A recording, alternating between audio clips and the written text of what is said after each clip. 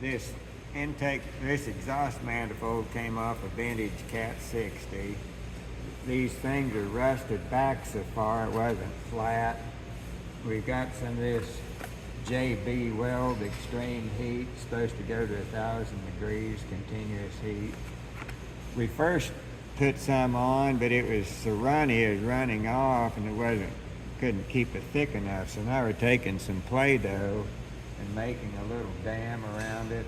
So when we put it on, and we've got this piece of tubing, these circles, they're all tacked on there flat. So we're gonna, when we get these full, we'll take this and set it on there and let it settle down.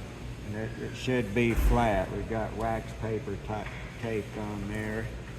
These heads over here were the same way where the exhaust was. We took sandblasted it with some coal dust or whatever. We'll take this Play-Doh and make a dam around that, and I got a plate here. We'll put wax paper on, set that on there, and it should make it flat.